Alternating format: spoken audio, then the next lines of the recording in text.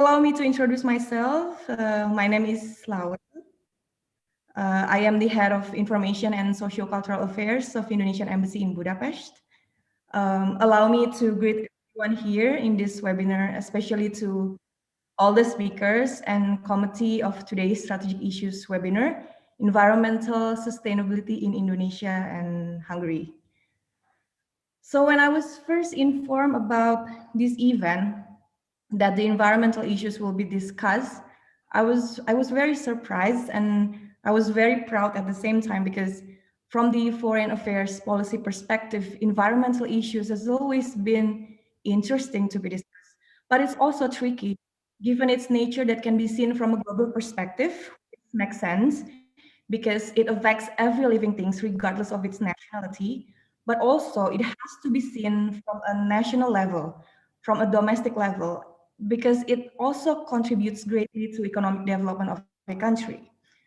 Well, as a result, when I have a discussion with many people, some of them view that the deliverables from the UN conference, for example, on the climate change, is merely a paper. You know, it's concluded, but it's difficult to implement. Or that all the other commitments, for example, on funding that are provided to eliminate emissions, to create a better environment, is no different than just a trade deal.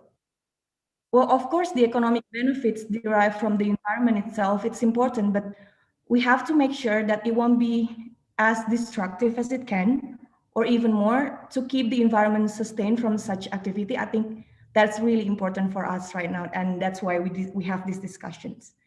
As of now, maybe everyone noticed, we already have these SDGs, the Sustainable Development Goals, that cover the goals on the environmental issues also by the year 2030. We have conventions on climate change, European Green Deal, and many, many other initiatives.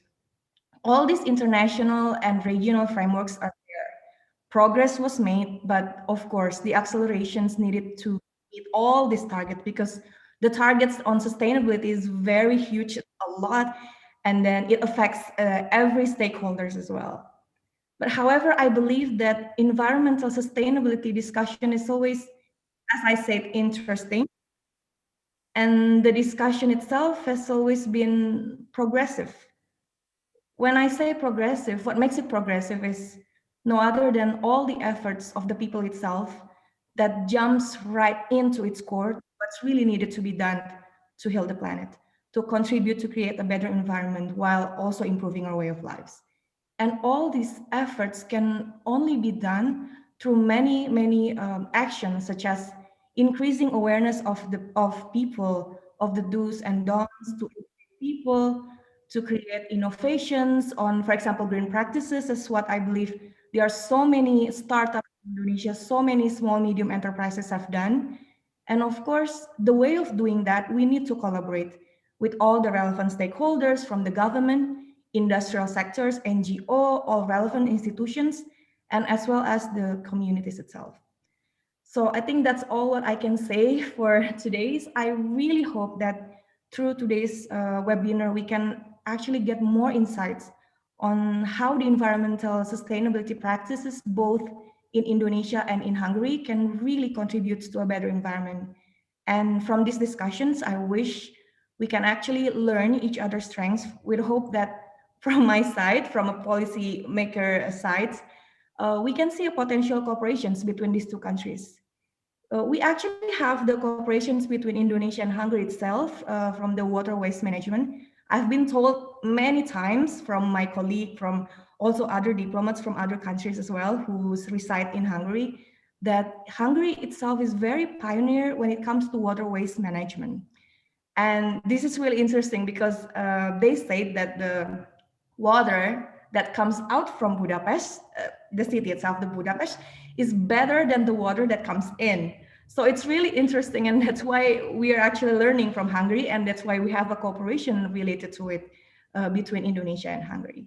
So I think, yeah, that's all from Indonesian Embassy. From myself, I hereby convey our utmost appreciations to our Indonesian Students Association in Hungary for arranging this, I believe, would be very fruitful discussions. And to all the speakers, Ms. Vanessa from Green Generation Foundations, our proud foundation from Indonesia, Mr. Edza, our PhD students. I believe you're also the initiator of this discussion, right? As well as Ms. Judith Veher from Hungarian Research Institute of Organic Agriculture, for the participation of this webinar. And looking forward for more. Looking forward for very practical conclusions of this webinar. I think that's all what I can say today. Thank you very much for having me, and I wish everyone good luck. Thank you. Okay, thank you very much, Ms. Laura Silvia Johanna. You're welcome. Before we start the presentation, please allow me to introduce our first speaker, Mr. Eza Arya Wikurendra. Mr. Eza Arya Wikurendra is a PhD student at Hungarian University of Agriculture and Life Science, Hungary, also lecturer at Nahdlatul Ulama University of Surabaya, researcher in environmental health and science fields, and also actively involved in community service about environmental issue and health issue. We will have 20 minutes of presentation by Mr. Eza. If you have any question, please feel free to write in chat room. For the question, you can use Bahasa or English. We will answer the question in the Q&A section. Without further ado, please welcome our first speaker, Mr. Eza. Time is yours. Thank you, Mr. Hadid. Okay.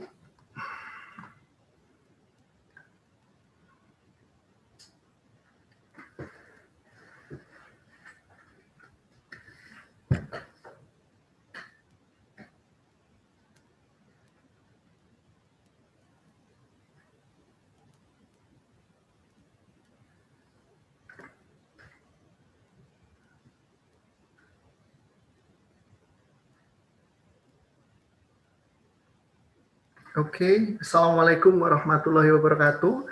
Good night, everyone in Indonesia, and good afternoon for Hungary. Welcome to webinar for Ms. Ines, my friend from Green Generation Foundation. Long time no see. I think we are the last meeting in Bali with the Jambore Bebas Sampah event in 2017. And welcome to Ms. Judith from OMKI, Hungarian Research Institute of Organic Agriculture. I hope next time we can exchange information about agriculture system in Hungary and in Indonesia, or we can collaborate in research project in the future. Before we start talking about circular economy, I want to thank the Indonesian Student Association in Hungary and Embassy for giving me opportunity sharing about the circular economy in this event. Actually, I need a lot to learn about this topic, but for today, I want to share knowledge about the circular economy in the basic in concept, implementation, and opportunities. Okay, next slide, please. In the beginning, I want to introduce myself. My name is Eza Arya Wikurendra. Maybe you can call me Eza. And you can see in the slide for my professional profile. Now I am a doctoral student of Management and Organizational Science at the Hungarian University of Agriculture and Life Science with a Sustainability Economic specialization. And until now, I'm working at the Nahdlatul Ulama University of Surabaya as a lecturer at Public Health Study Program. Yes, I think that is my short profile. Okay, we can start in the next slide. Before we talk about the circular economy, I want to give you information if the circular economy concept or theory is familiar in European Union. But a circular economy is new concept and new paradigm in Indonesia. And this is an opportunity for student, researcher, or industry to build a circular economy ecosystem in Indonesia. Based on that, what is the circular economy? In general, circular economy is production, consumption models which involves sharing, leasing, reusing, repairing, refurbishing, and recycling existing material and products as long as possible.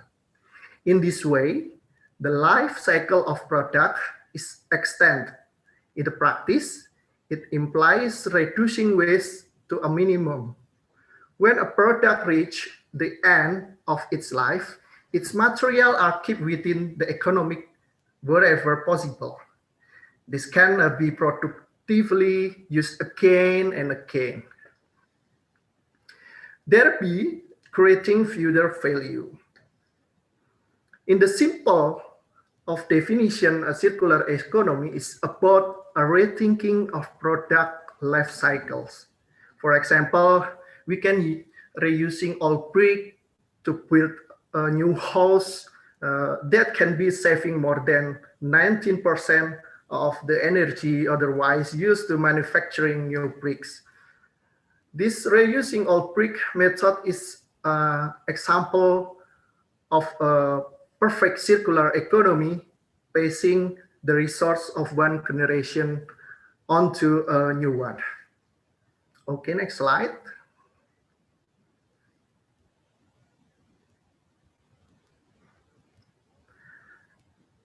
Misconception about the circular economy. For some, a circular economy renaming some very familiar activities like recycling, going to zero waste, or making something useful from waste. That all seems pretty easy to grasp. And once people realize it must be about closing the loop, they get a busy with the marketing, the new label.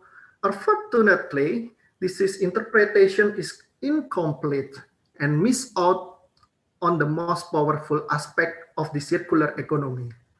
And it is potential to transform the way our economy works.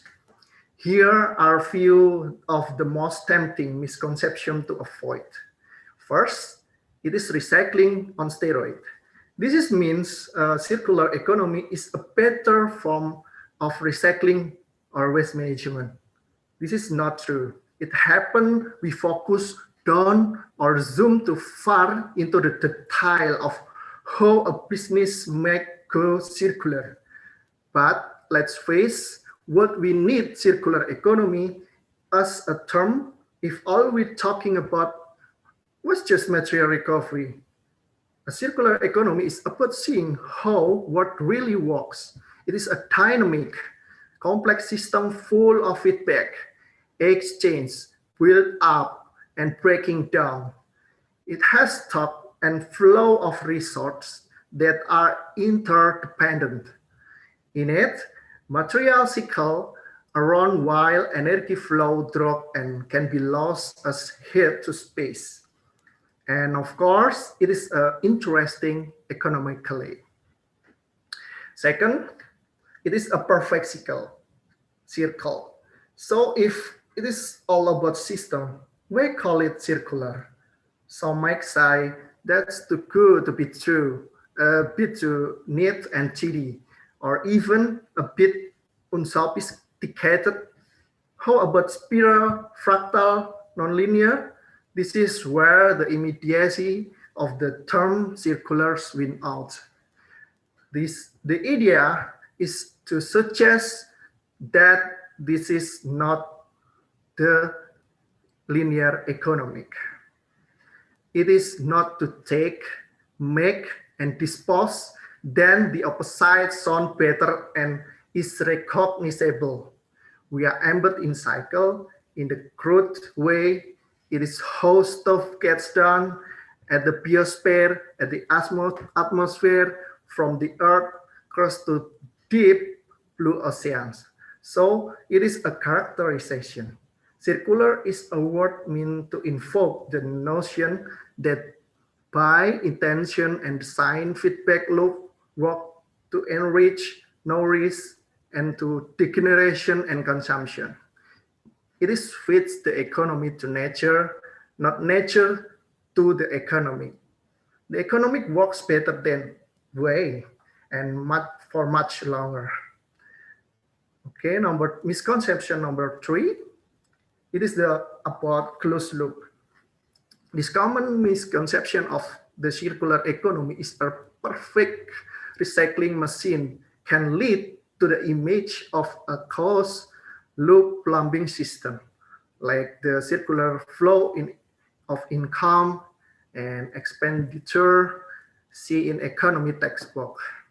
It is an understandable temptation, but the pipe analogy of faulty, it is a version of linear mechanistic approach. It is understandable and it looks circular on paper, but it is unrealistic once the boundaries are extended, and we appreciate that economic is embedded in wider system. One reason of the popularity of this simplistic misconception may be down to the fact that it can be operationalized. A business can get some of their stuff back, cop the materials up, and put them for use. Misconception number 4, does not count for energy. Where we get all the energy we need to actually power this new system?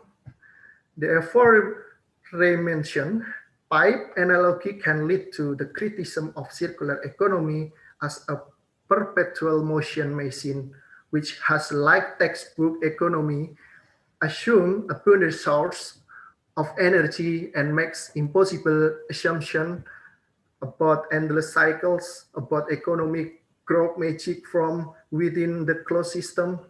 This is a common criticism from the side of those who see declining surplus of energy and with it declining economic growth.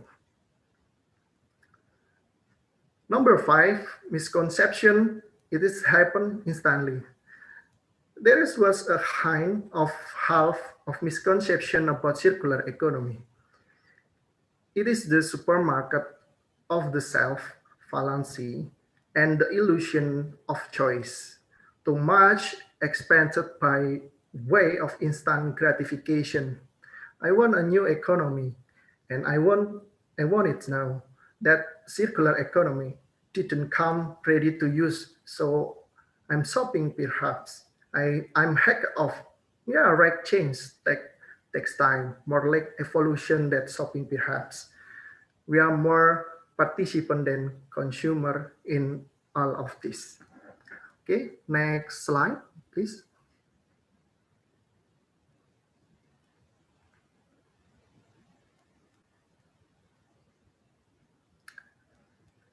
Okay, this is key principle of the circular economy.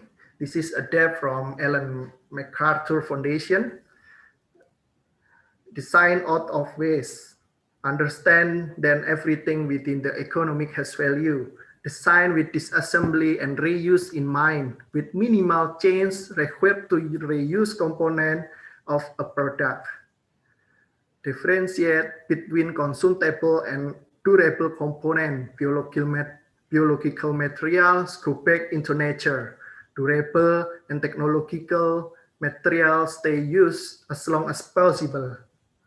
Find ways to reuse material across the value chain. For instance, I use recycled plastic bottles, and it is polyester product. Eliminate toxic chemical, make it easier to reuse component without risk of contamination. Fuel the system by renewable energy, build resilience, draw diversity, adjust price to reflect the true cost of the effort required to produce a product, things in system taking into account how one action will impact the world. That is a key principle of the circular economy. Okay, next slide.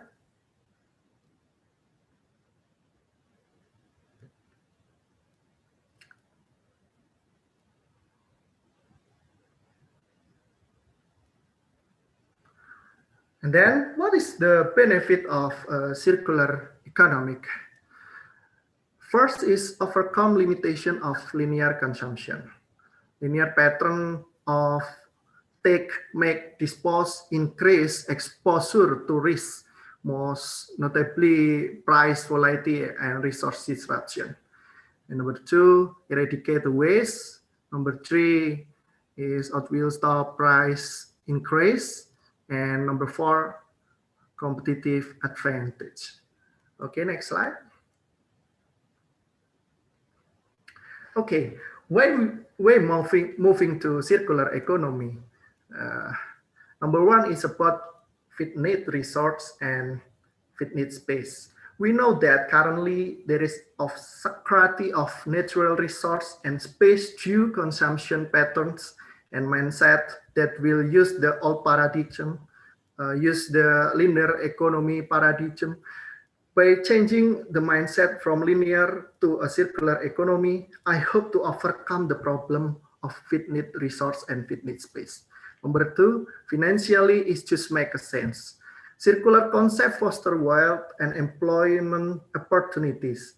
For example, in the World Economic Forum 2014, says if circular economy give impact to material saving at over $1 trillion a year, and job creation for re-engineering, remanufacturing will create over 1 million jobs in this and in that year. So the reason is number 3 is moving towards a global circular economy is only option for long-term sustainability till now. Next slide.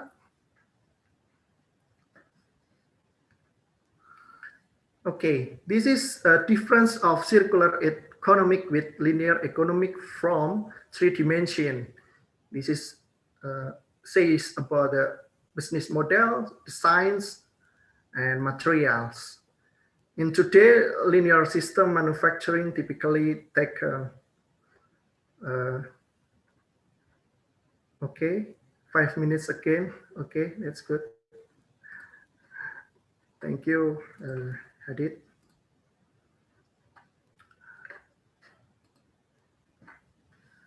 In today, linear system manufacturing typically take resources from the earth to make products that are soon discarded in landfill.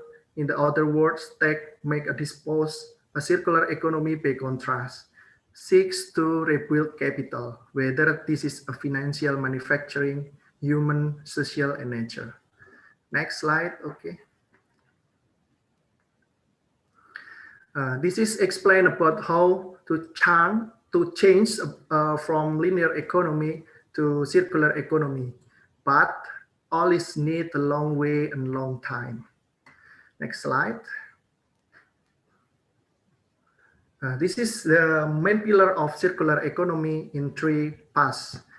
One is in distribution, have 3 pillars about remanufacturing, repair, and redistribute.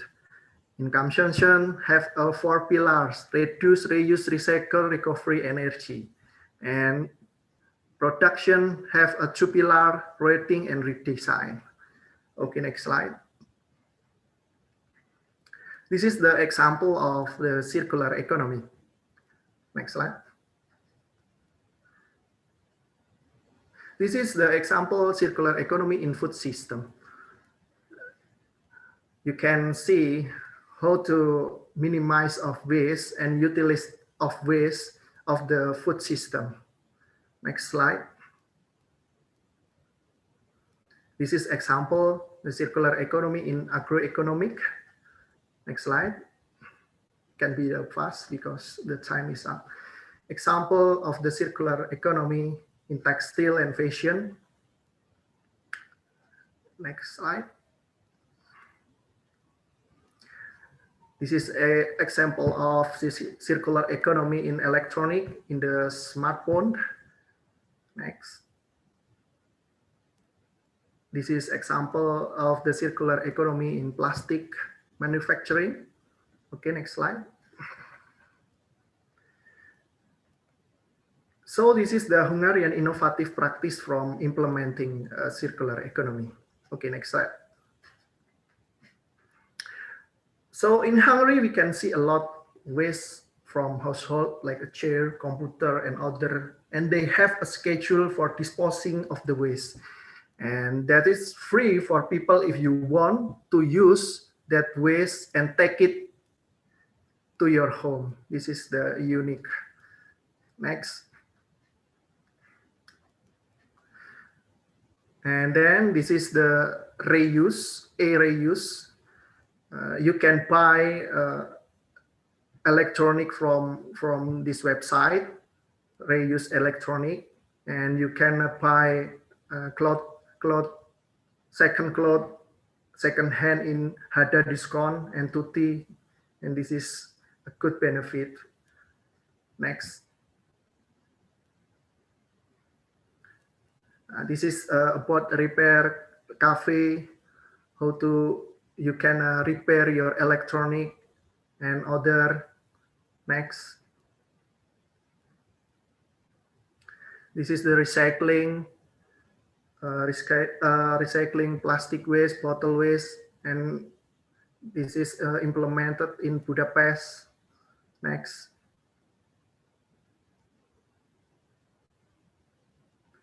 This is upcycling from plastic canvas, and you can utilize of plastic canvas to new product like a bag and other. Next. This is upcycling and cascading the sock.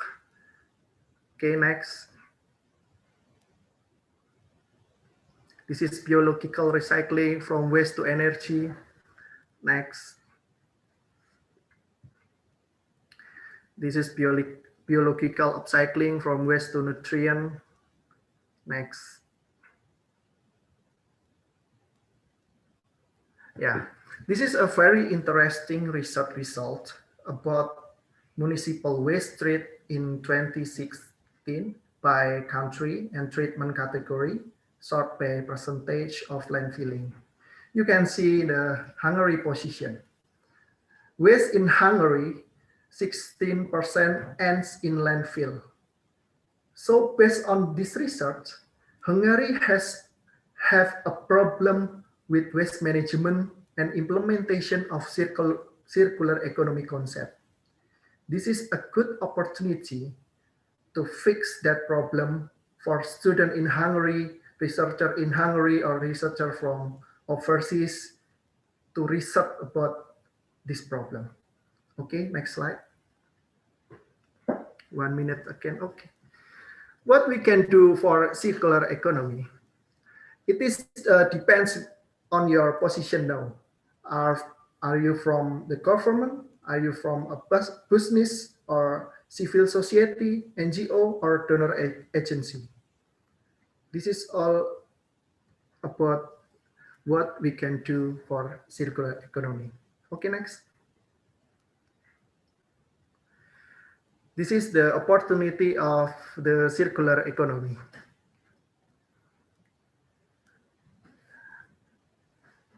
The circular economy opportunity depends with your specialization. If you from economic, you can build a new business models and creation of share value.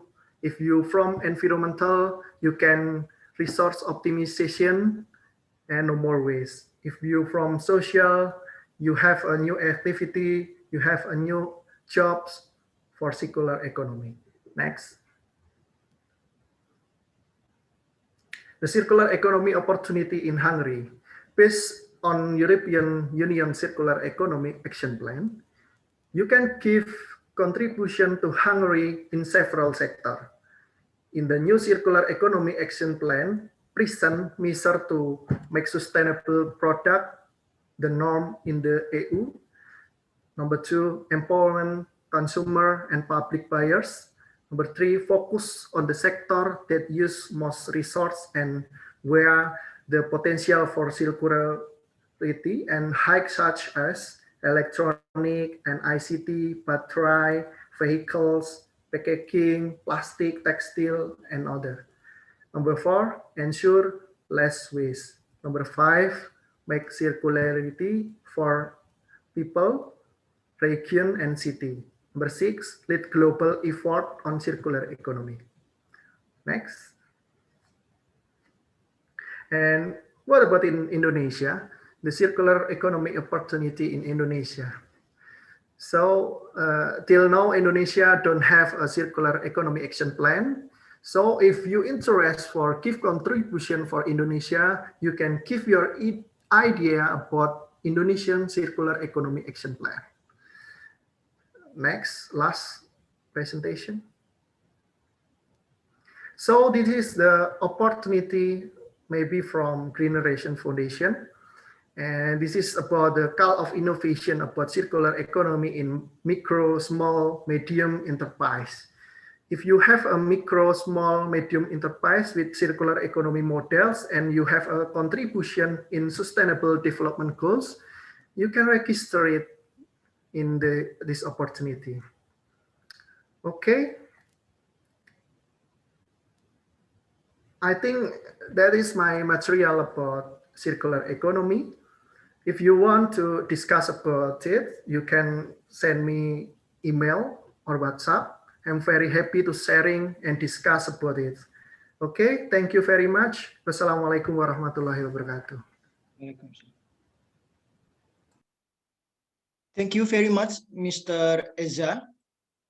All right. The next speaker is Mrs. Vanessa Leticia. She is Executive Director at Generation Foundation Indonesia. She has completed her master degree in Biomanagement Institute Teknologi Bandung, Indonesia. Also, she has experience in community-based environmental management and government at local and national level. Also, experience in partnering with local community, NGO, and government representative to design and implement development programs. Again, welcome and thank you for joining us in this interesting topic. We'll have a 20-minute of presentation by Mrs. Vanessa. Without further ado, please welcome our second speaker. Ms. Vanessa, time is yours. Thank you, Hadid. Hello, everyone. I'm Vanessa Leticia from Generation Foundation. Maybe you can screen share my presentation.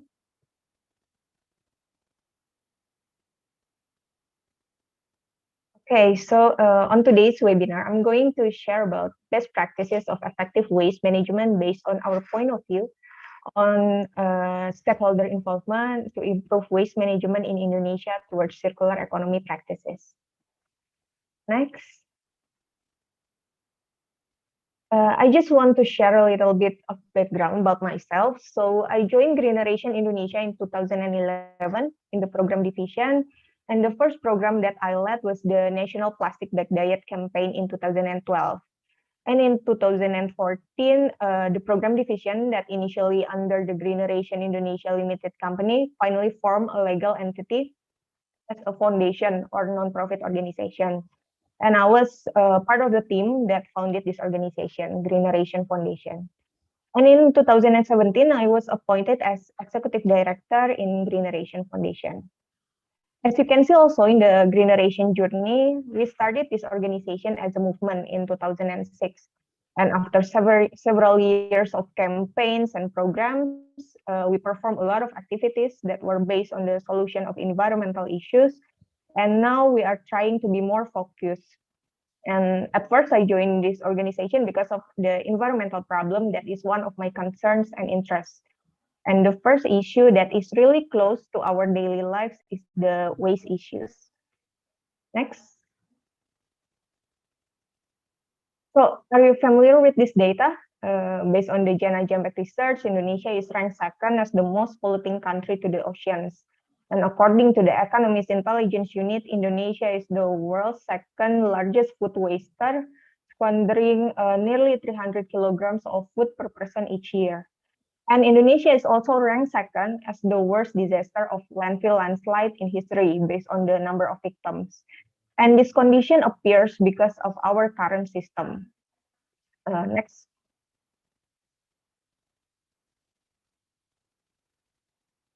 Our current system takes resources from the ground to make products which we use. When we no longer want them, we throw them away. Take, make, and waste. We call this a linear economy. Yet these productivity gains have come at a cost, and today's model is not fit to meet tomorrow's longer-term needs. It created wasted society, useless potential and resources, and of course, a new problem. And next. And to tackle this issue, there is also an opportunity based on circular economy approach that was already explained very comprehensively by Edsa. Just want to add a couple more points. Circular economy, it's like natural system of regeneration so that waste doesn't exist, but is instead feedstock for another cycle. And a circular economy is based on the principle of designing out waste and pollution, keeping products and materials in use, and regenerating natural system. Next. We identify challenges that appears on the implementation of circular economy in waste management into 5 aspects. On regulation aspect, there's still lack of enforcement. On stakeholder participation, there's still uncoordinated and lack of impact monitoring. And on institution, they're still not integrated and lack of communication also. And for the operational technique aspect, there are no platform for waste management. And for financial aspect, there is budget limitation. And in order to turn these challenges into opportunities, a collaborative action must be taken among stakeholders. Next. Its stakeholders differ from their role and capacity to implement circular economy in waste management. Through an integrative approach, a comprehensive set of action could be implemented. This stakeholder generally consists of 4. Like Edsa already mentioned also, the government, business sector, donor agencies, and civil societies. And we, Generation Foundation, as civil society organization, commit to take action and be part of the solution. Next. So a glimpse information about us. We are an NGO that focusing on using adaptive creative media in changing human behavior to implement sustainable consumption and production in Indonesia, specifically on waste management issues. Our activities involve government, environmentally friendly organization, and also communities and public in general. Next. Our programs are divided into 4 main categories. The first one is strategic engagement. Next one is education, then platform development, and the last one is community empowerment. We are developing our program with a holistic approach from upstream, like advocacy through strategic engagement, to downstream, like community empowerment and education to changing human behavior. And we can say that this is our best practices of an effective waste management system towards circular economy. And of course, because we believe that big impact can be achieved through collaboration, we also have several programs that are partnering with international organizations as well. And then we also part of the international consortium. Next. So this is the first program that I want to highlight. It is the Indonesia Circular Economy Forum, or ICEF. It is a national platform that facilitates stakeholders in the broad field of the circular economy in Indonesia. It goes beyond sectoral activities and highlights cross-sector opportunities. It also provides a meeting place for stakeholders to share and scale up effective solutions and address specific challenges. The platform bridges existing initiatives at local, regional, national level and supports the implementation of the circular economy. Through these elaborate backgrounds, we aim to make circular economy a reality by driving the circular economy within all stakeholders, strengthening cooperation among stakeholders network, and then identifying barriers to the transition towards a circular economy with the intention of informing policy at all level governance. And other than an annual forum, the program manages a website. This digital platform provides a space to exchange knowledge, good practices, and policy initiatives across sectors and countries. You can visit ICEF platform, indonesiacf.id. Next.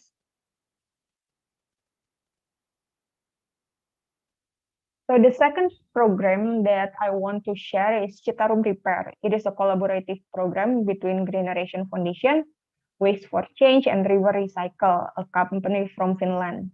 The aim of this program is to be a pilot project developed to prevent plastic pollution from entering the ocean through rivers by combining both technical and social approach.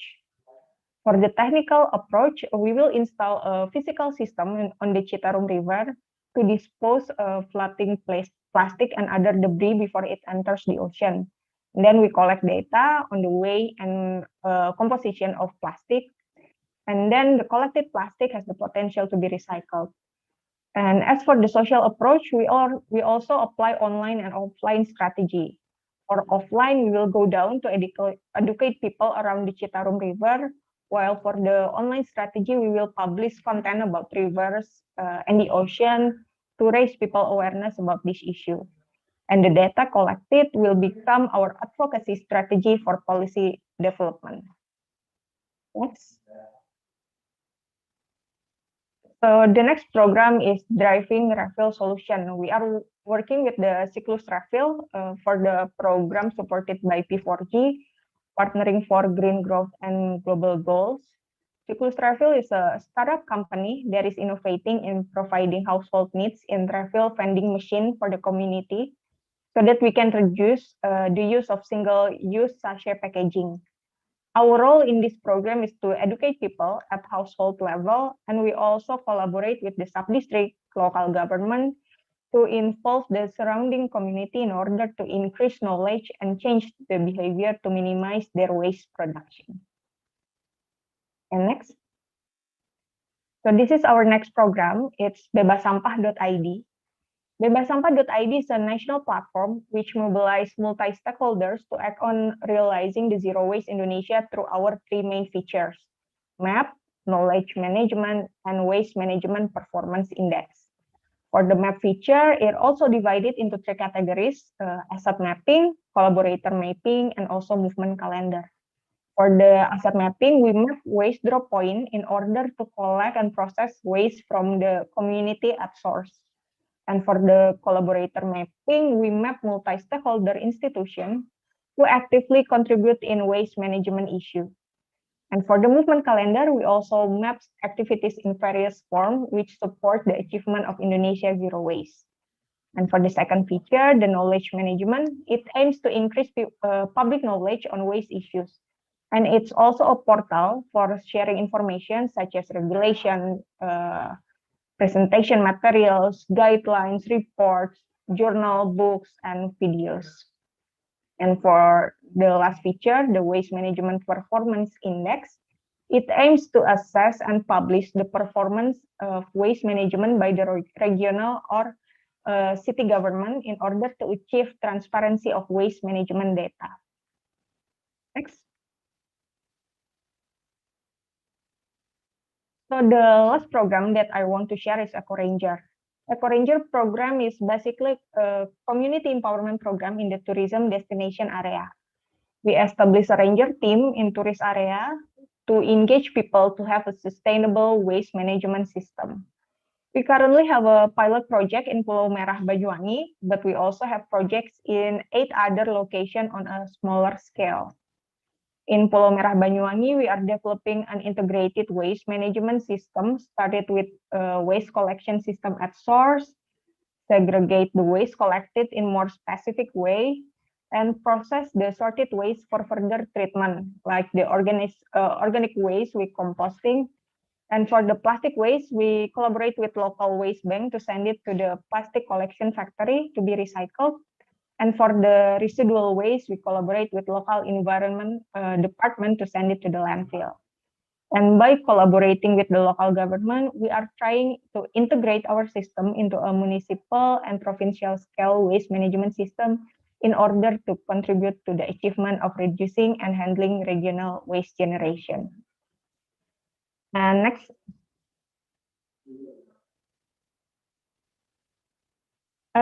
I think that is all from me now. Let's discuss more in the next session. Thank you very much. Thank you very much for your presentation, Ms. Vanessa.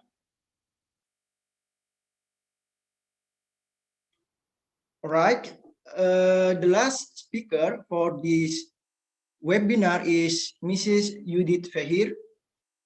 She is researcher at Hungarian Research Institute of Organic Agriculture, Hungary, and also co-founder and scientific leader at Maghas Association, Civil Network for Agrobiodiversity, NGO Hungary, and she has completed her Master of Science in Biology at Edvos Loren University, Hungary, and Master of Science in Plant Breeding, Wageningen University, Netherlands. And also, she has experience in coordinating research project with European Union and Hungary. Again, I would like to remind you, if you have any question, please feel free to write in the chat room. For the question, you can use Bahasa or English. We will answer the question in the Q&A session. Without further ado, please welcome our third speaker, Ms. Judith. Time is yours. Thank you very much, Hadid. Sorry, I hope everything will work fine because my computer just crashed and I managed to restart it. Now I will share my presentation and really hope that the system will work. Sorry, first I have to share my screen.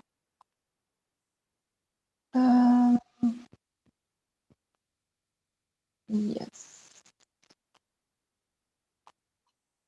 Can you see it? Yes, I can see. Okay, thank you very much. So, yes, as I was introduced, I'm Judith Fehir, and just briefly, my expertise is organic seeds and agrobiodiversity, and I'm working mainly on these topics in Hungary and also in international projects. And today I would like to talk to you about sustainable agriculture with details on our work as Organic Research Institute. So the data and examples will come mainly from our activities. But just a short introduction, what sustainable agriculture is and what sustainable means. You probably know that sustainable means that the need of the present generation is managed without compromising the ability of the future generations to meet their own needs. So with this in scope, IFOAM, the International Federation of Organic Agriculture Movement, created this nice, colorful infographic to show which aspects and which dimensions sustainable food systems should cover. And as you see, not only economy and ecology is included in this, but also the level of the society, the culture, and the accountability of such a system. So it is very important that the society where an agricultural or food system is embedded, you take into consideration the local circumstances and you respect the people and the environment there. And beside, I'm talking about organic, but you can see here that there are many other approaches for sustainable agriculture. There is agroecology and fair trade, slow food, and local food systems or urban agriculture. And we are an organic research institute, but also in Hungary, we are contributing a lot to these other approaches as well. So we have projects in agroecology, we are supporting local food systems, community supported agriculture, and they are not necessarily certified organic, but they follow the principles of organic agriculture.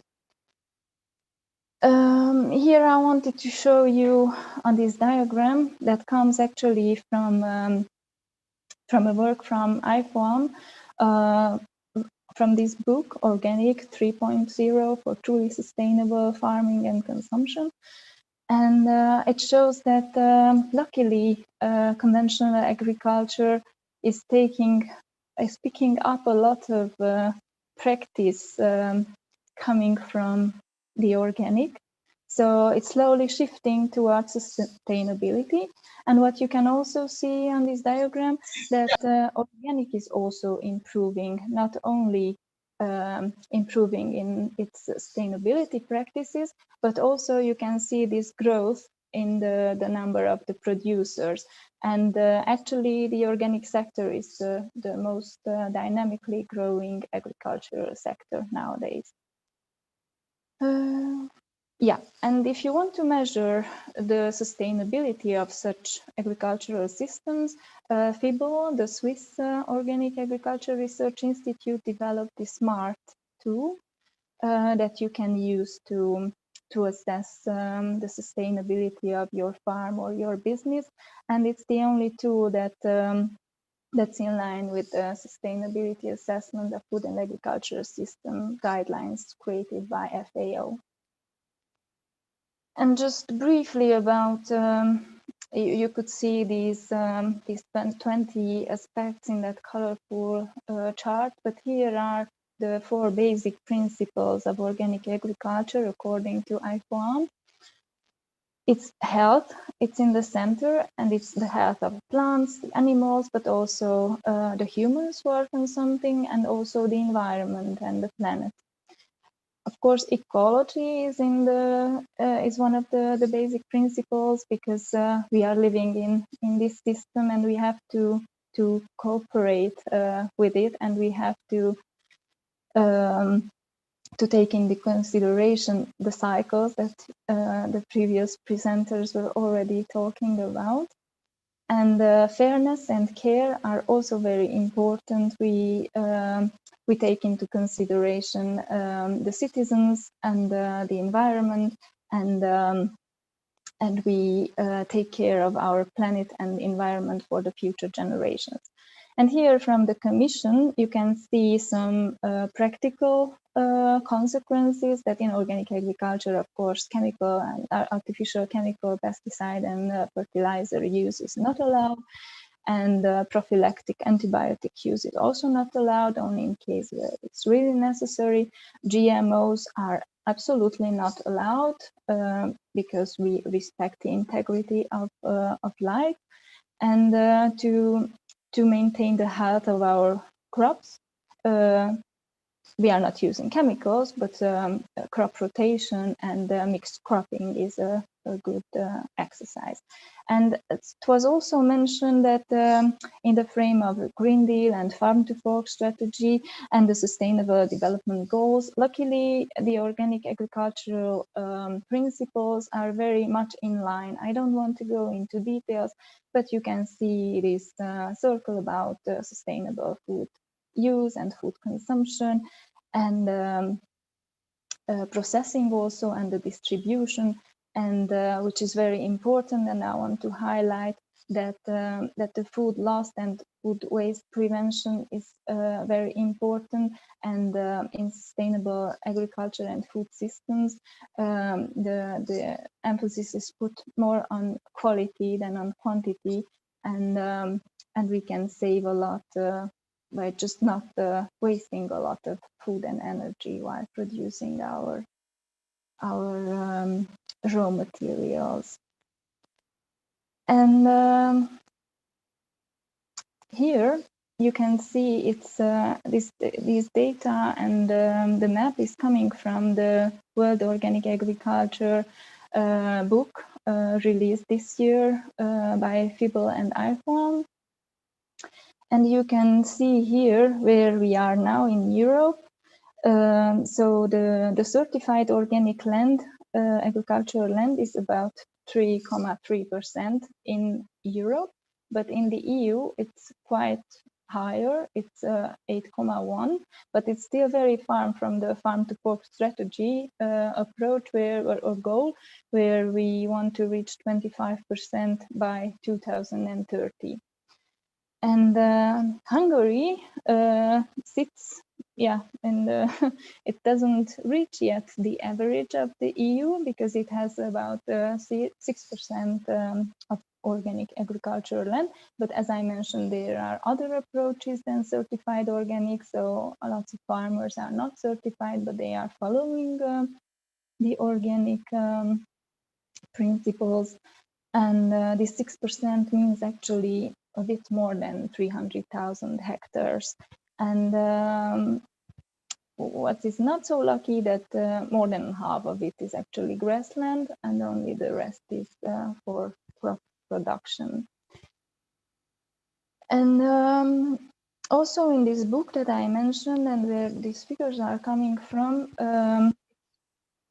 shown that that Hungary is one of the most rapidly developing countries in organic agricultural land. So worldwide is the 10th fastest growing, and in Europe you can see it's the 4th. So from 2018 to 2019, 93,000 hectares were converted to organic. That's oh my God, what is that?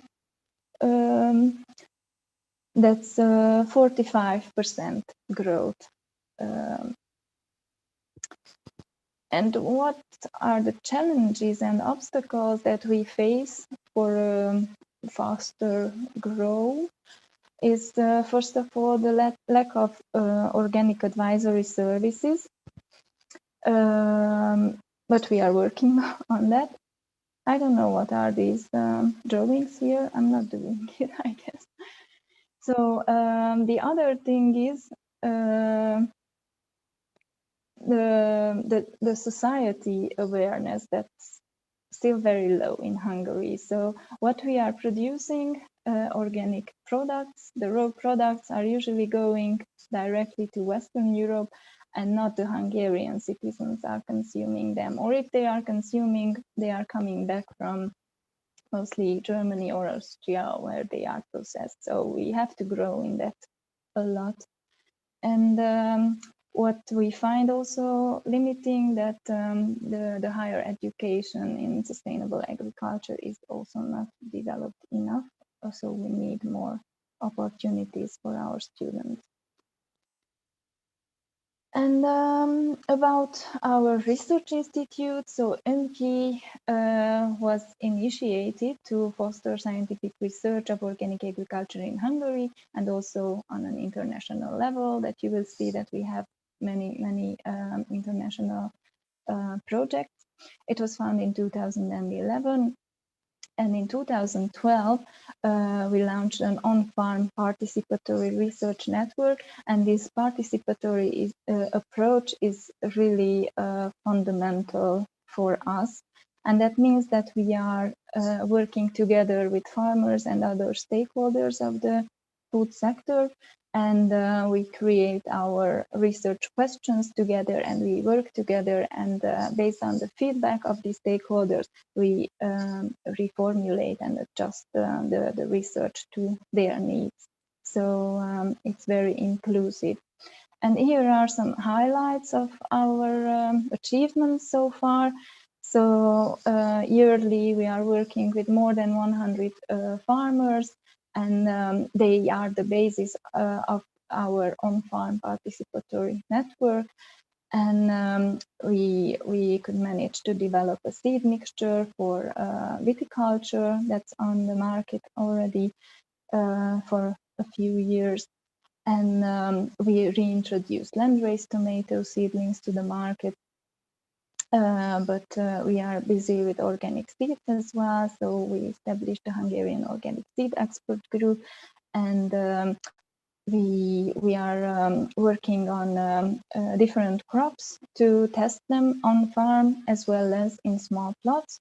So we can provide information to the farmers which varieties are the best, and also we are collecting agrotechnical information, so we can suggest them how to manage these crops on their farms. And we achieved to build up a good network among the stakeholders, and the results are integrated and with a practice approach developed, and are open access for everybody on our website. And yeah, during these years, we had the opportunity to participate in many European research projects, which are all multi-actor projects like our on-farm research network. And now I just want to show you a few examples. Here you can see our on-farm experimentation network. You see the circular system. So as I said, the question is defined together with the farmer and the experiment is done on the farmer's field. And the data is mainly recorded by UMKI, but also together with the farmer. Then the evaluation is done by UMKI, but it's immediately reported to the farmer, so they know personally what what kind of data we recorded from their farm, so they get a feedback how everything went and if they need to do some change. And then, as I said, everything is published open access and it's available to anybody on our website. And this data is then analyzed and it helps us to redefine, if necessary, the research questions, and it's really inclusive with farmers or processors or other stakeholders. Here you can see on this map all the on-farms or the farms where this on-farm research is done in Hungary with all the different crops, from wheat to tomato and cherry apples, potatoes, soybeans, and so on. And we are happy that in 2012, our on-farm research network was officially accepted as a living lab, and it's part now of the European network of living labs. Yeah, sorry, these pictures. So here is our on-farm landrace tomato research that we started with 38 landraces from the National Gene Bank that were collected in the 60s. And then 6 landraces were collected for further research. So we analyzed the agronomic traits, but also the quality traits. And as you see on this picture below, we organized many tasting events with citizens, but also with chefs. And nowadays you can buy the seedlings in one of the supermarket chains in Hungary, organic landrace tomato seedlings. So anybody can buy them and grow them in their garden. Then we have also research in vineyards. Here the goal is, or the goal was, because we already developed this product, to make a seed mixture with native plants against soil erosion, but also to support the pollinators. And there are already more than 150 farms who are working with this seed mixture, and the whole procedure was done together with these vineyard farmers. And the last example is our ancient cereal on-farm research, where we introduced several einkorn and emmer landraces, not only from Hungary, but other countries like Netherlands and Switzerland. And we tested them on several farms, and they are really interesting. Their quality traits are way better than the bred wheat, the normal wheat, and also they are really robust. So they are very resistant to all pests and diseases. So they are ideal for organic agriculture, and the farmers are very happy because some marginal conditions where are not suitable for wheat production.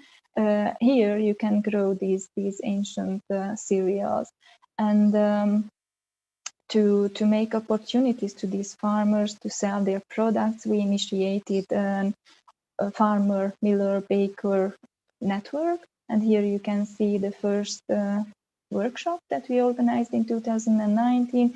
Then we set up a map where they can find each other, so they can search for a miller in their neighborhood, or a farmer if a baker is looking for an organic farmer who grows special cereals for her or his artisanal bakery. And we are also working on to develop a value chain based on these cereals, like I said, artisanal bakeries or cereal milk as well. So yeah, and then we also do a lot of quality investigation, protein and microelement quality research, and also how suitable they are, the dough quality, how suitable they are for bread making. And here you can see some of our publications. So beside open field days and workshops, we are writing down in an annual research report our findings, usually in a thematic way. So on vineyards, here you can see the first is about the vineyard and about potatoes, but every research project is summarized in this way in a booklet or fact sheets, and farmers or any citizen can download them and read them. And this is my last slide. Here I wanted to show you what kind of international European projects we participate in. These are mainly H2020 projects.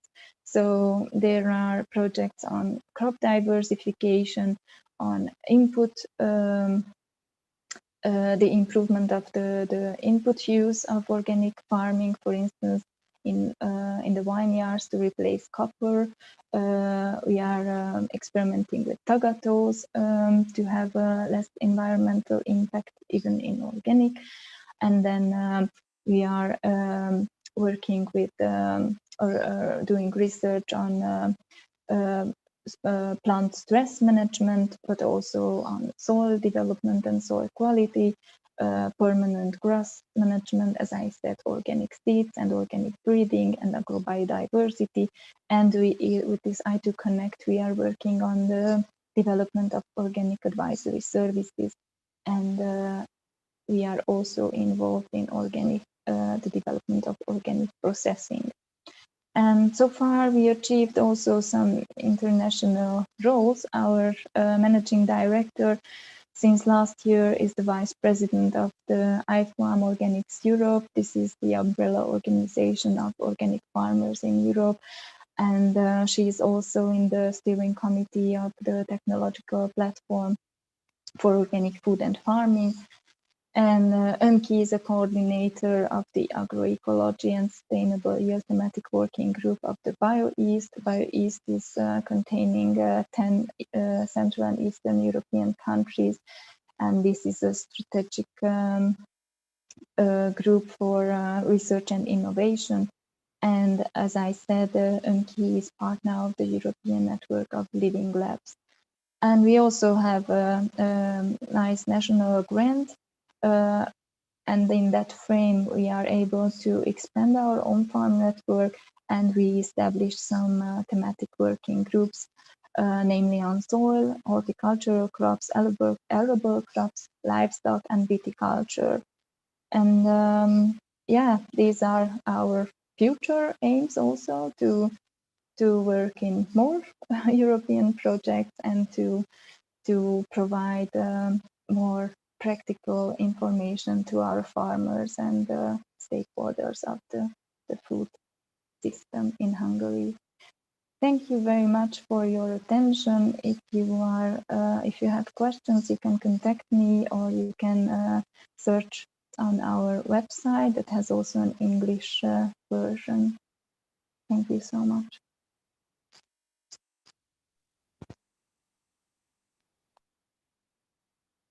Thank you very much for your presentation, Mrs. Judith. Very interesting. So the next agenda is Q&A section, and let me see.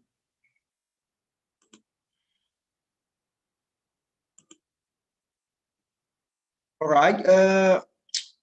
For this session, we have 3 questions.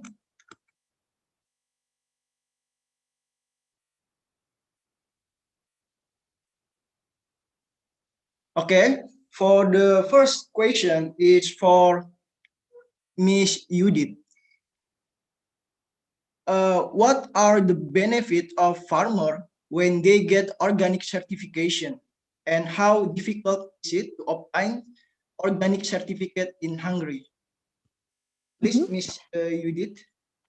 Okay, so what are the benefits and how difficult it is to get organic certification? Yes. Okay, so the benefits, of course, are that these farmers who are certified organic, they can sell their products on a premium price.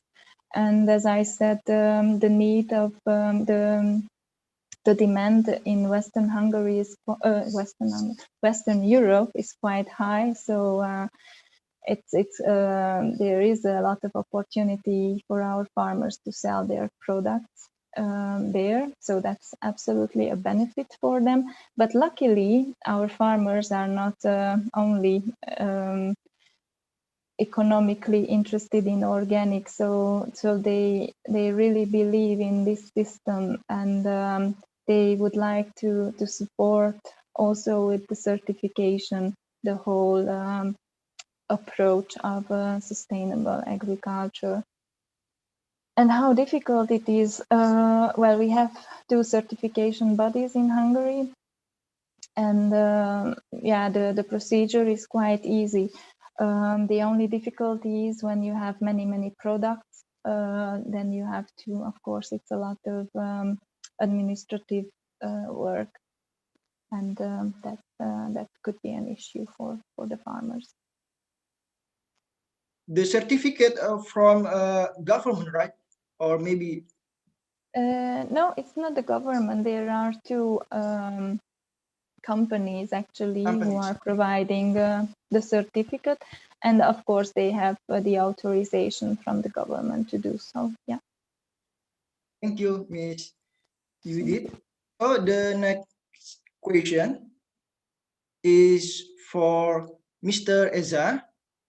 The question is, why circular economy need more time to change? Okay, thank you, Mr. Hadid.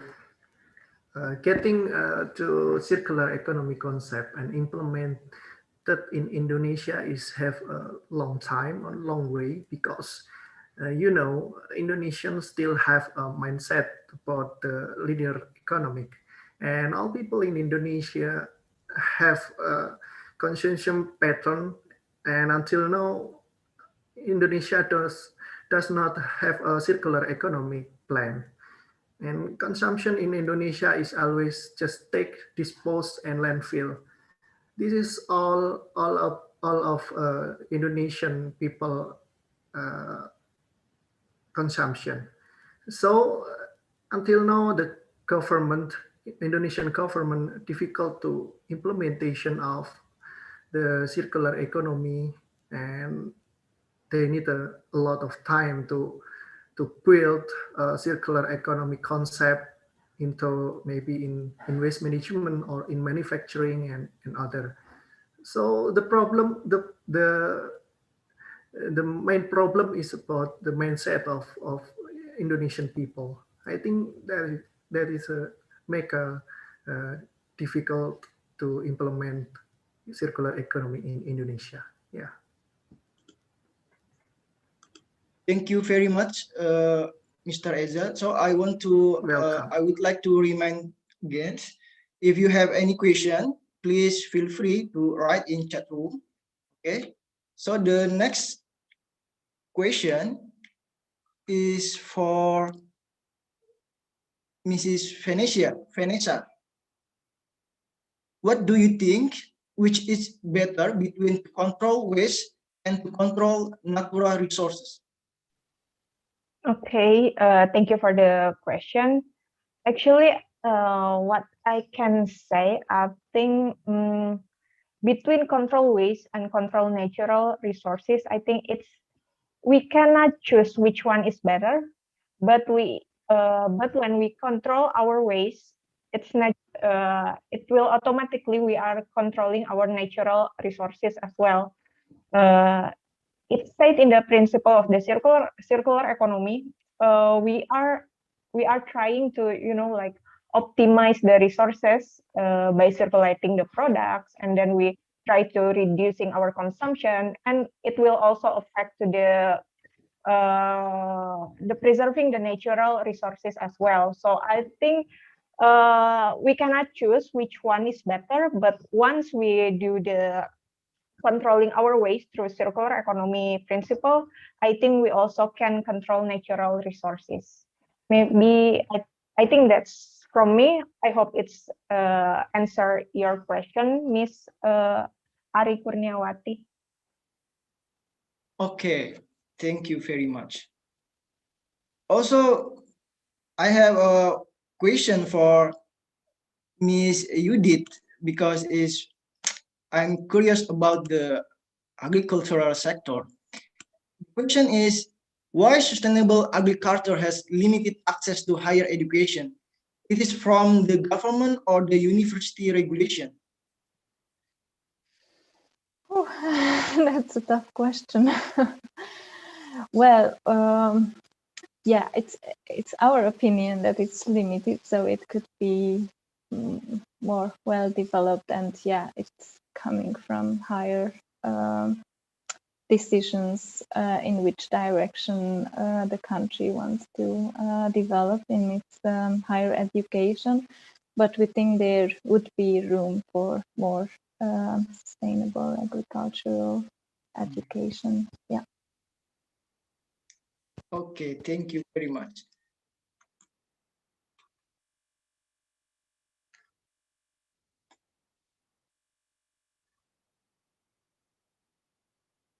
Okay, well, we write another question. I have one question for Miss Vanessa. How the condition of the river Chittaroon now? What the main challenges and obstacle in this program? Oh, actually, it is really interesting that you ask this because actually we want to be the part of the solution of Chittaroon River problem for now. We built the program since 2000 and 2020, I think, yeah, because we need to prepare, we need to do the permit and stuff like that. And from our program, it is really challenging to, you know, to process the bureaucratic part.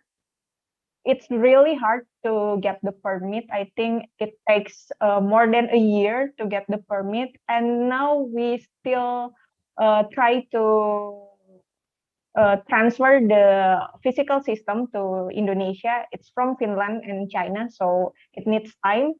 So I hope in this year we can run this. We can start to run this program. But actually, for the Chittaroon in general, as you know, that Chittaroon River is mentioned as the worst river, most polluted river in the world. Like I think several years before.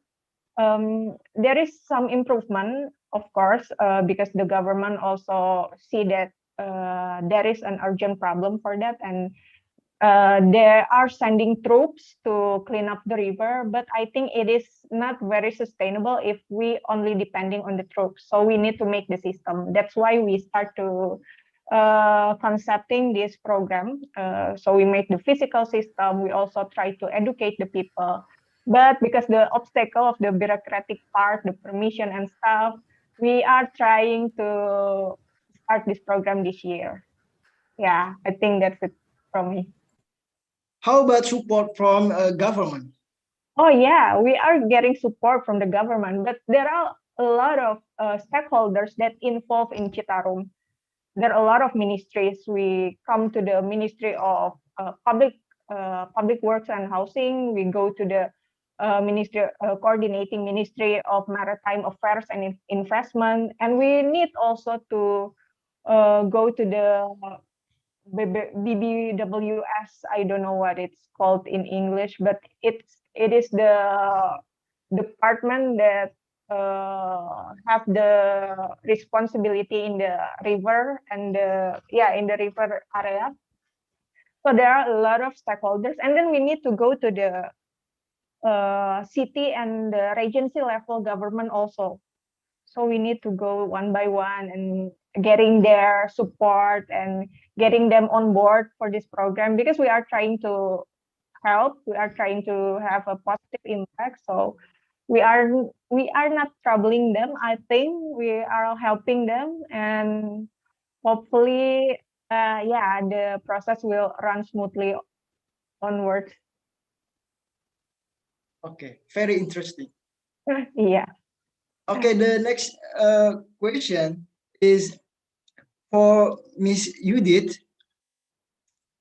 The question is, I want to know what are steps and approach that have been taken to raise Hungarian people or farmers awareness about sustainable farming. Thank you for the question. So far, there have not been any well-organized awareness raising events done for this. But with UMKI, we are considering to do that. And we already plan to do that this year, but it looks like that it needs a much longer preparation work. Luckily, the EU is supporting some promotion activities. So in that frame, we would like to raise awareness on products that were made in organic systems. But luckily, there are quite some NGOs in the country who are doing this awareness raising work, and also we as a research institute, it's not our main activity, but whenever we are attending an event, there are these festivals where some kind of food or food products are in the center. There we try to do as much as possible in this aspect. All right, thank you.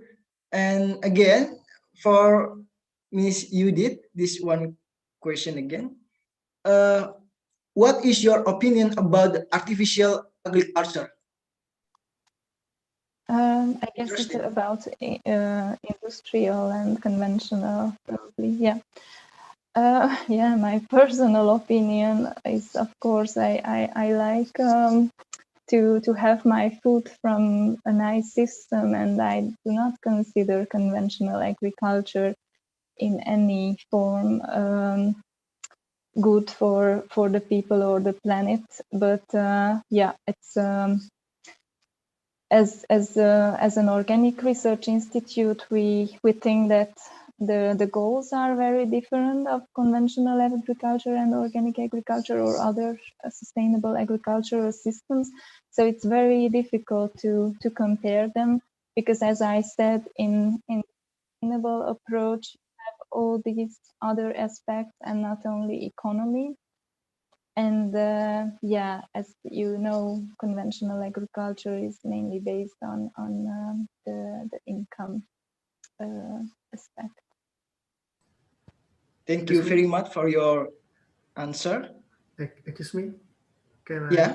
Question? Please, I have a please. question. Yeah. No problem? Yeah, it's okay. Okay. For Miss Judith, interesting, very interesting about sustainability of agriculture. But I have a question about, you know, in Indonesia, is very good gross product domestic, especially in agriculture sector. But in the last research is say if Indonesian is a bad sustainability agriculture. What do you think about that? Maybe you have a solution for Indonesia government, or maybe for researcher or for a student in Indonesia to how to build up the sustainability agriculture in developing countries. Yes, that's it. My questions, because based on the problem in Indonesia. Thank you. So if I understand understand correctly that sustainable agricultural systems are not very developed there, and also, yeah, there is no research going on. And your question is, what is my opinion, how to improve that situation? Whew, yeah, that's a toughie. Also, also in Hungary, I think the only, well, we are in a lucky situation because the trigger comes from the EU, and we have that opportunity to join these European consortiums and to benefit from them. But if it would be us, to be honest, I do not see much opportunity to develop in that speed how we do it now. So as a solution, well, I know that these European projects are open for non-European Union countries as well. So there are countries participating from all over the world. So what I suggest is to seek for possibilities how to join such a consortium. And now there are new calls launched constantly, and many platforms are organizing events, these brokerage events where partners can find each other, and also info events from the Commission, from universities or other research institutes who already have a lot of experience in these consortiums. So what I suggest for you is to look for these events, sign up to these webinars, and there try to join such a consortium. If you want, I can send you some that will be organized in the coming weeks, and you can have a look at it. Okay, good. Thank you. Okay, we have another question. It is for Miss Judith again. This question is, what is challenge from the beginning and how to deal with this, and also how to encourage in your team to stand? Oh, I'm not sure that I understand the question, sorry. At the beginning for a farmer who wants to convert to organic, or what is the beginning? Hadit, can you help me? Okay. How should I understand this question? Maybe convert to conventional agriculture to organic. Yeah, okay.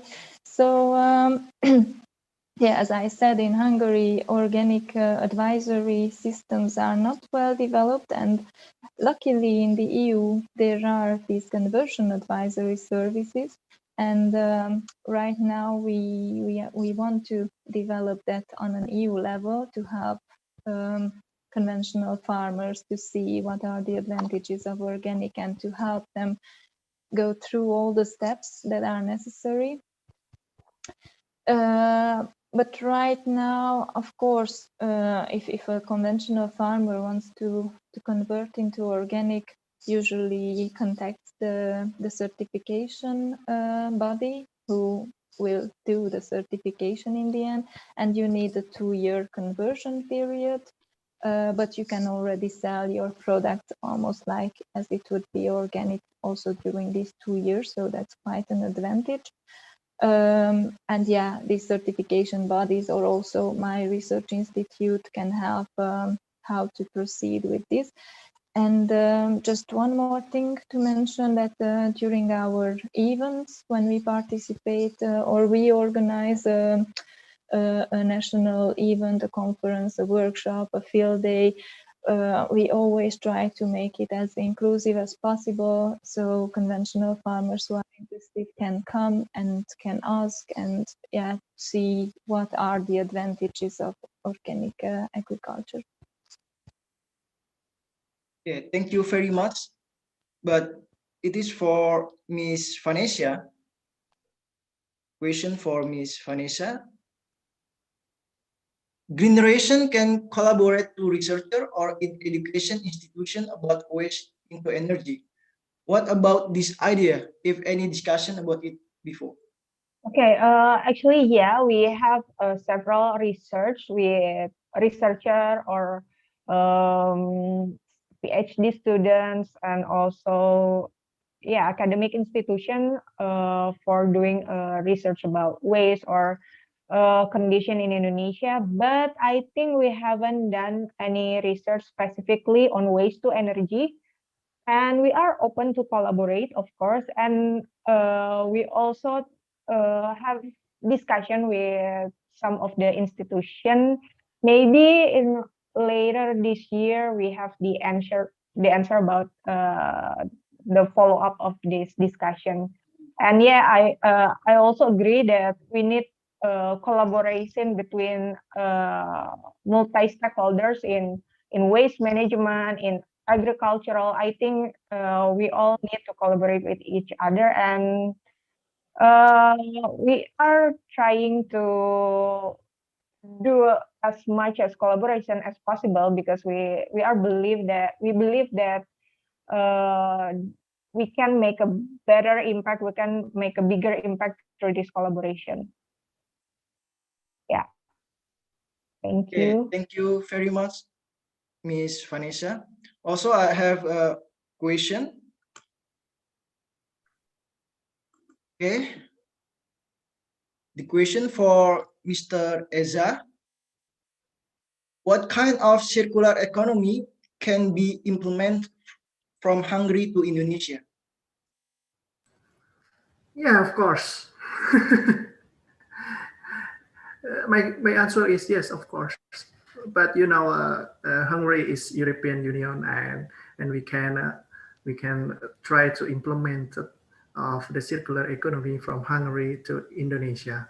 But the problem is about the concept is not familiar in Indonesia. But we need the ideal circular economy for Indonesian people, and we try to build a circular economy, a good circular economy. And I think Green Generation Foundation and with the other college initiative to build a circular economic system. They have a agenda in Indonesian Circular Economic Forum, and yes, that's it. The implemented of circular economy in Indonesia, and Green Generation Foundation is good. Yeah. All right. The next question for Miss Vanessa. The question is, what are the obstacles in Indonesia to implementing a circular economy? Yeah, so we already conducted Indonesia Circular Economy Forum since 2017 to 2019. And we, from that forum, we have result about the aspiration from the participant, and we are gather the aspiration about the challenges. Maybe it's not, the challenges for the implementation of circular economy in Indonesia. And the key points that we have is about the regulation and also the commitment, the collaboration, and also the funding. So I think there are four main challenges for the circular economy implementation in Indonesia. But we also have recommend the solution from our forum. The solution that we are recommend is to the government to push the enforcement of the government regulation and also leadership and commitment and research and education. I think, yeah, that is our keynotes from what we take from our forum, Indonesia Circular Economy Forum.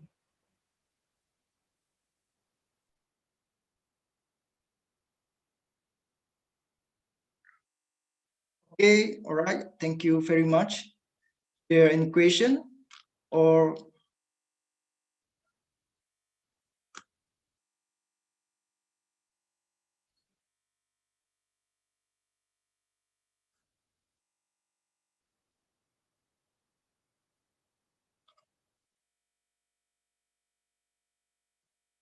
yeah, please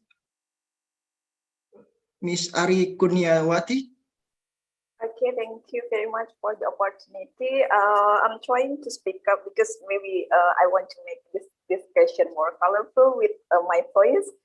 I want to ask about implementation of organic farming or sustainable agriculture. We agree that sustainable agriculture is much better than conventional agriculture, as Ms. Judith said. But I want to know, based on environmental side, maybe from Ms. Venetia and Mr. Edza, what do you think? Is it true that conventional agriculture can be harmful to our environment? I mean, conventional agriculture, and how if because I'm as an organic enthusiast, so many people, not so as I can say so many people against that. How can you fit society in the world if we only focus in organic farming? That we know organic fertilizer has low release and low nutrients. Okay. Yes. My voice is clear. Hello. It's still ongoing. Yeah, I guess it's clear. How Mr. Eza? What is the question? I'm sorry. I mean the question from the environmentalists. How about conventional agriculture? Because not everyone agree with organic farming. Because the weakness of organic farming that has low release on low nutrient, and we cannot fit society with organic farming because low productivity. I think in Indonesia is a lot of people start to build of organic farming, and maybe you can see in the Mojokerto or in the other countries like Magetan, Mojokerto. This is the start to build of organic farming, and I think this is no problem, and this is a good. This is my opinion. Maybe Ines can be answering. This is agree or not? Sorry. Sustainable agriculture relies solely on natural processes for input and recycle nutrients on site. And conventional agriculture requires an incredible amount of energy to produce energy, and also prepare and transport food. And I think this is the issue in Indonesia agriculture. But I think for a long term, sustainable agriculture is more beneficial, and there are also maybe not a lot, but a few organizations that already focus on this issue, like circular economy on agricultural part, and hopefully it could start to raise people awareness to have more knowledge about this and more better info and context about agricultural sustainable agriculture. So I think it will be more beneficial for Indonesia in the long term. Okay, that's from me. Very clear. Okay, maybe one last question. Is there any question?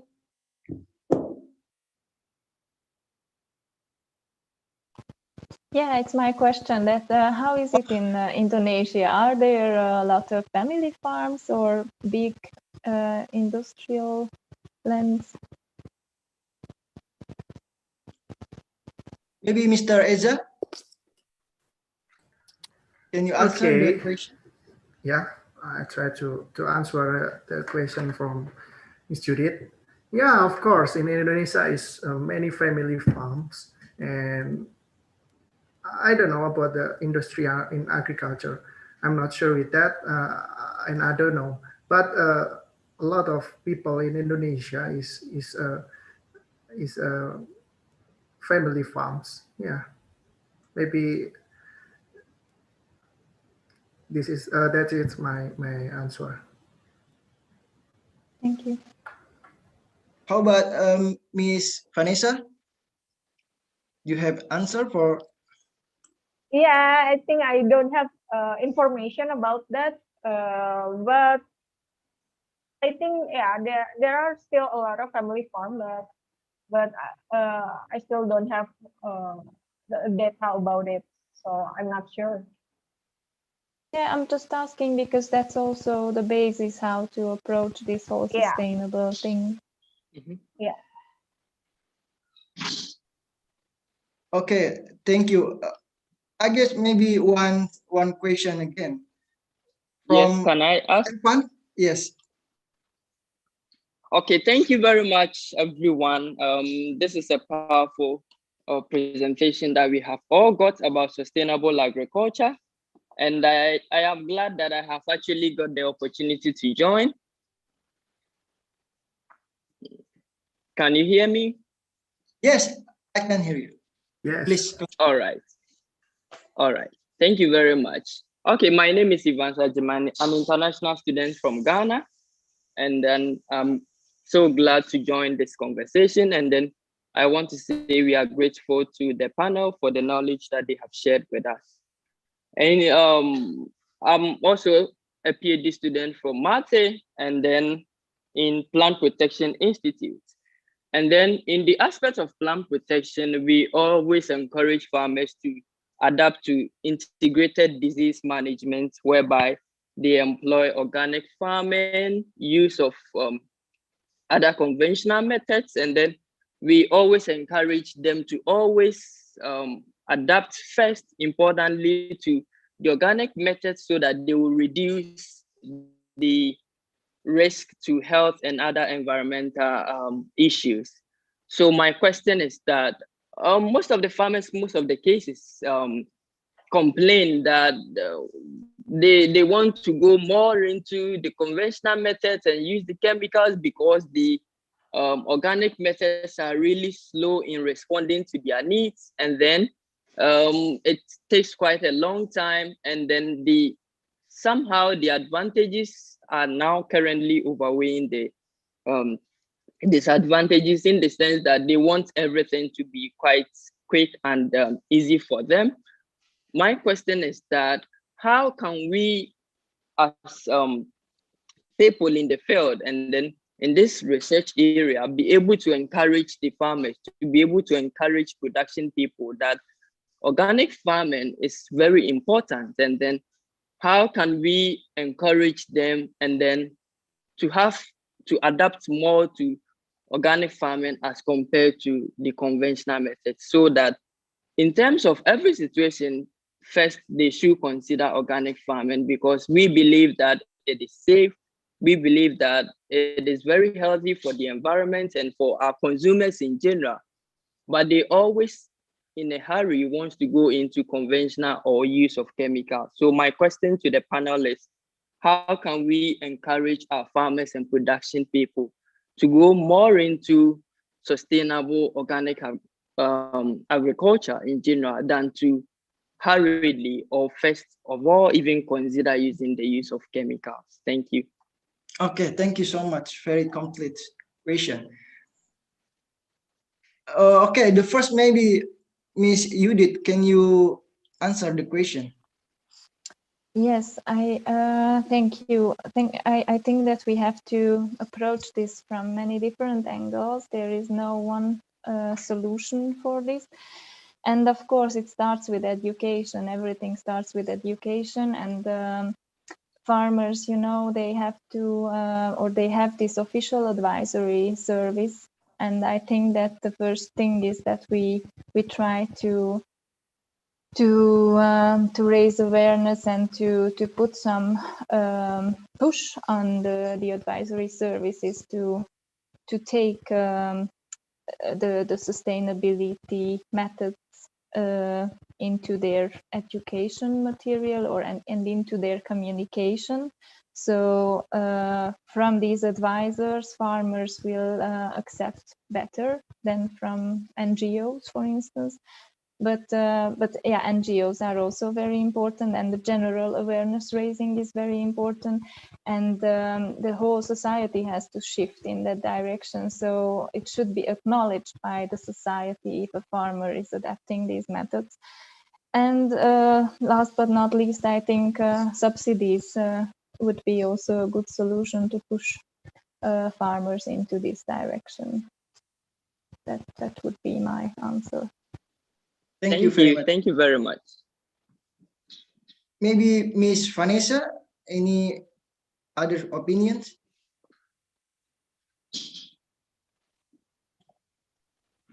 I think no for this. I think we can go with what Judith already mentioned. Okay.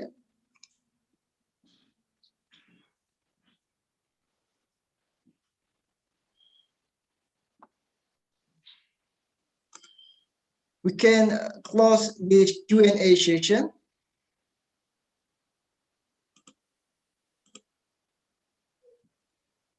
And now we are in the last agenda.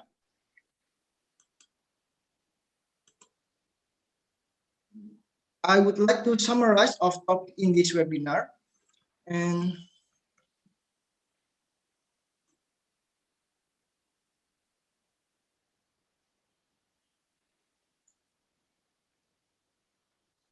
environmental issue is a crucial problem in all countries. Moving from linear to circular economy is a good option for tackling environmental issues to become sustainable environment. However, it needs support and collaboration from several stakeholders. We can start from ourselves with a simple action related to waste issue. Then we can activate society with some interactive program, such as several programs in Hungary, like Repair, Cafe Hungary, upscaling from plastic canvas, and etc. And in Indonesia, maybe like Cyclus, Chittaroon Repair, and Eco Ranger. Furthermore, not only waste management, but also sustainable agriculture is important in the current situation. Program that can be implemented is organic agriculture, then raise tomato, find intro. However, still several obstacles are encountered from environmental and society. From this webinar, we can share and learn from both of country for contribution to better environment. Moreover, research and action activity in this area is really wide opportunities to be developed. Okay. Before we close this webinar, I would like to ask you to fill the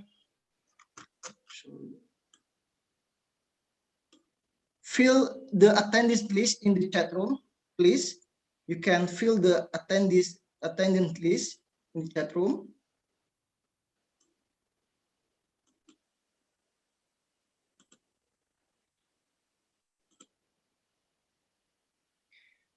And also, I'm asking to everyone to switch on the web camera as we will take photo for documentation.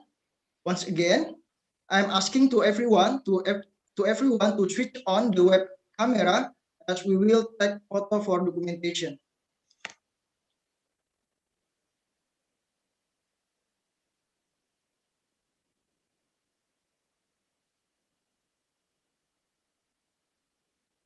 Okay, maybe we can take the photo.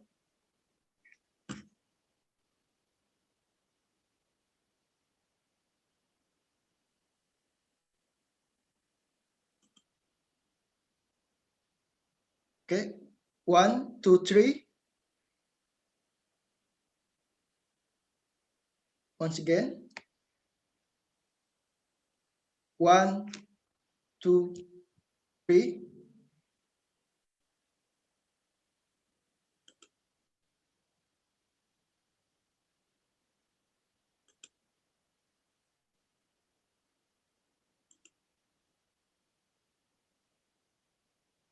Mr. Fari is okay?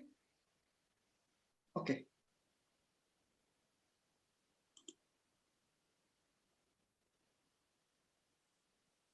Okay, finally, I would like to say thank you very much for your kind attention, especially for our speaker, and see you in the next time. Bye-bye. Thank you very much, everyone. Bye-bye. Thank you. Thank you. Bye-bye. Thank you very Bye-bye. much. Thank Thank you, Peter. Bye-bye. And Halo. Thank you. Bye-bye. Islon, Ratashra. Kosan si Islon, Telatastra. Vision.